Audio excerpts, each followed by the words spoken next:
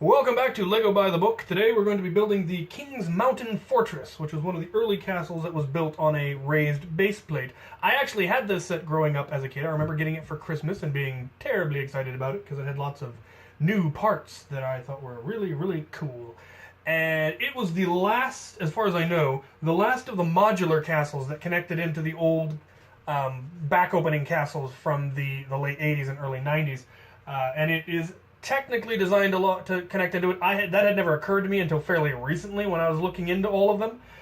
So we're going to build it, and then I will finally be able to get around to all of the little expansion sets that came out, and then I will be going through the whole modular castle thing, which I've always wanted to do, and now I've actually built all of them, so it should be a lot of fun. Enjoy!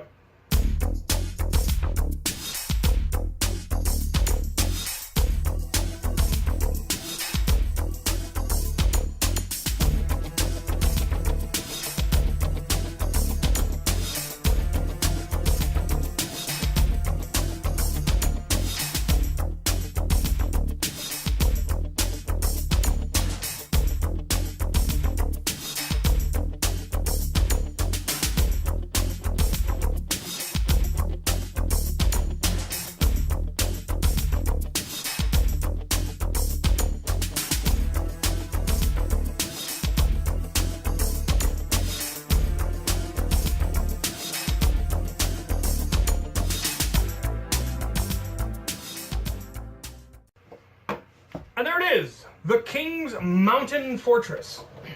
As the name would suggest, it's built on a mountain baseplate, which is neat. And it had a lot of really neat features. I think it was the first set I had that had the large doors, which was pretty cool. It also actually came with a ghost that was usually hidden in here, but I couldn't be bothered to pull it out. Had a little dungeon area in the base of the mountain. There was also a prison. This was one of the early ones that I had that had the big prison gate piece.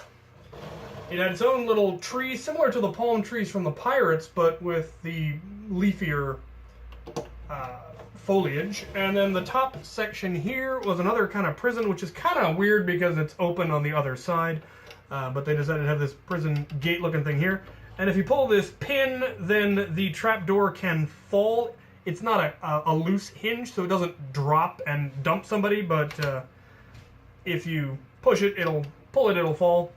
And that's neat. This was also, I think, the first set that I had that had crossbows, and I thought the little double crossbow thing they had up top was really pretty cool. It was also one of the earliest sets that I can remember having that had a woman in it. And it came with this figure who had, a printed female torso and lady eyes and a hat, and it also came with the 2x2x2 slope that was her dress, which I now use for the robes of my wizards as well as for dresses like her, and I thought that was pretty groovy. Came with two knights with the new fancy visors that opened that I thought was absolutely the coolest thing in the world back then, and I had a couple of those, and this came with four more infantrymen. Lots of flags, and I thought it was a really cool set. And the reason that it's coming up is because it actually does have a peg for interlocking with all of the fold-open castles and all of the expansions for that. So I figured I'd go ahead and build this and see how well it integrates in. It only has the one, which kind of limits what you can do as far as connecting it into a larger series of walls.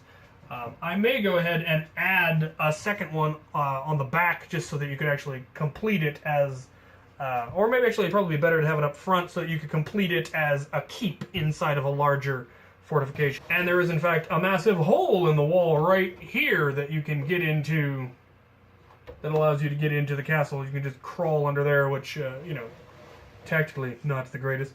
It also doesn't have any ways of actually getting up into the towers, which is something that, on a practical, functional level always kind of bugged me. The King's Castle actually does have stairs that allow you to get into some of it, not all of it, of course. It did have a working drawbridge. Usually this winch here would raise the drawbridge, and it was designed so it couldn't close all the way up, so that when you lowered the winch, it would actually always lower the drawbridge instead of the drawbridge getting stuck up because it had gotten pulled up too far. So all in all, a really nifty set. I don't recall ever actually building any really big castles onto the mountain because it wasn't big enough, and so I couldn't really do what I wanted to at that point. I was already building larger castles.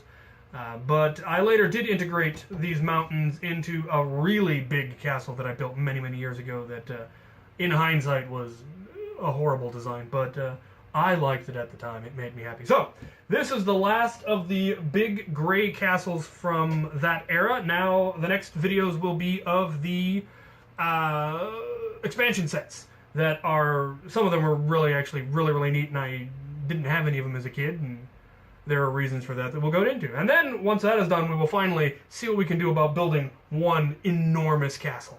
Or possibly several smaller castles.